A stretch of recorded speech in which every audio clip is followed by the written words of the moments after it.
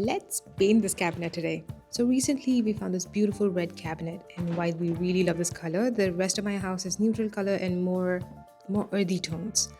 And I have this white bear chalk paint left over from my previous projects, which I thought would make the perfect base for this one. I really love using this chalk paint. It's extremely easy to use. You don't need to prime it with anything else, you don't need to sand it down, you simply paint over your furniture. I love using brushes to paint, and when your paint is sort of thick, you can see all these imperfect brush strokes. I think that makes it very human. And once there are enough coats on, you won't be able to tell it was red to begin with. Don't worry, this is just the base color and we will paint some sort of art over it. Quite unsurprisingly, there was a lot of surface area to cover. I eventually had about 4 coats. When you're painting the furniture with chalk paint, make sure you get it in the nooks and crannies, otherwise, the work can look a little patchy. I mean, I'm no expert painter myself to give you that advice, but hey, I'm doing my best. The cabinet had 3 doors, and one of these drawers had a glass panel in it. And to keep the paint from spilling on my panel, I decided to use painter's tape. This helped me get clear edges for the paintwork.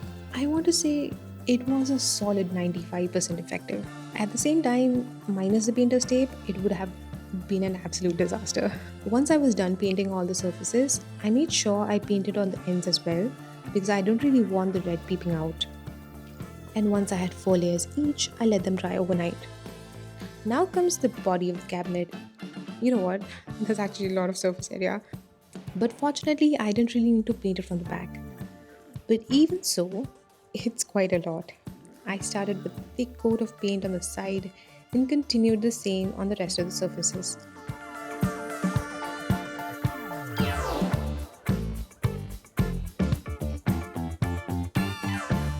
And once I had one coat of paint on, I let it rest overnight. Welcome to day 2. Don't worry, that's just how I look every morning. Let's start with inspecting yesterday's work. You can see the paint strokes, the scratches under the paint, and the brush hairs from the paintbrush. But most importantly, you can still see the red peeking through it. So before I actually even started my day, I decided to give it another coat of paint.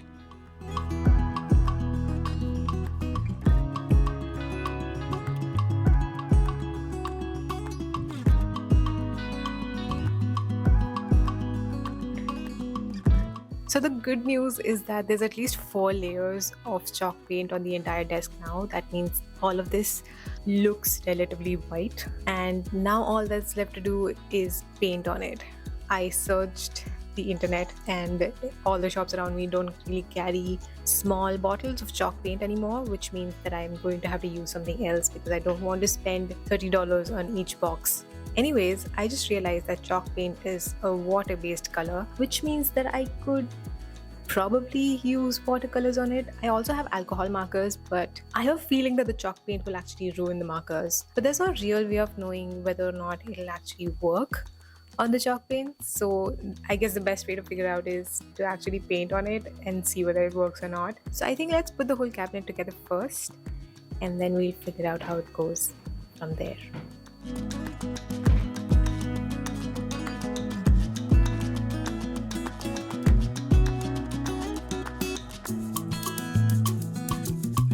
Okay, so experiment time, I guess. As a tribute to the red cabinet, I decided to draw 2 red beetles on it. It, it was autumn in Canada at the time, so there were a lot of Asian ladybugs around where I live, and that's where the inspiration to draw them came from.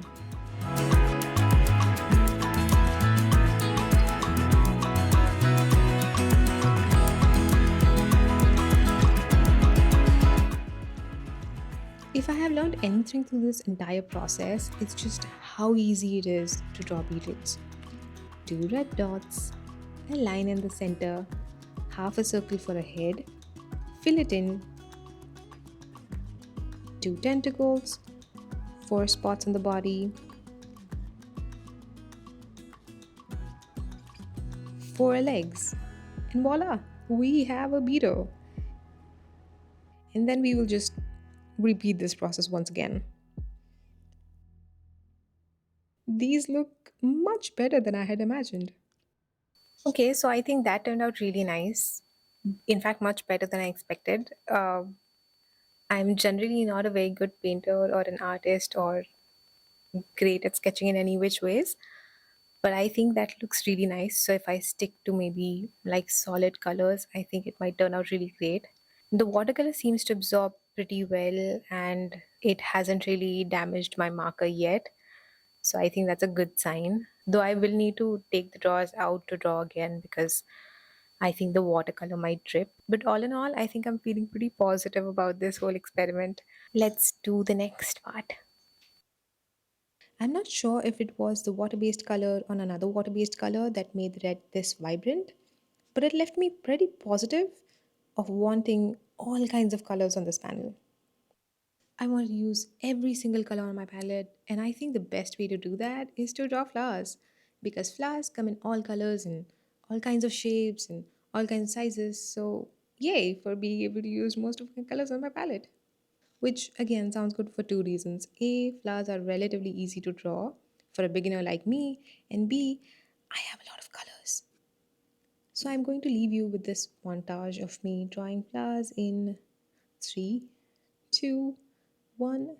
Here we go.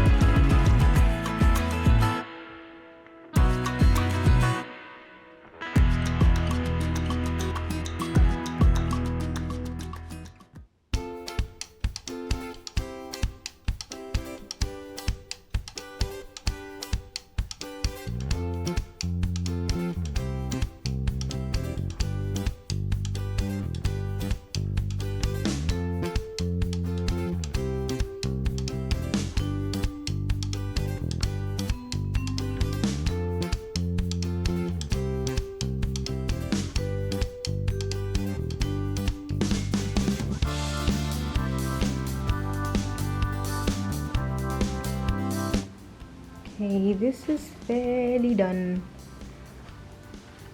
One of the drawers is empty, and the other drawer was obviously glass, so we're not going to paint that anyway.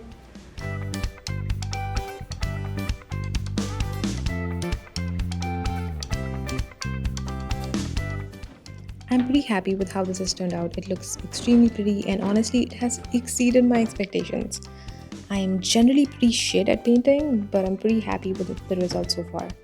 I think in the future, I want to paint the other panel and then overlay all of it with a little bit of wax coating. But for now, we will call this a day. I hope it was as fun for you to watch as it was for me to make. Thank you for watching this video. I'll see you next week.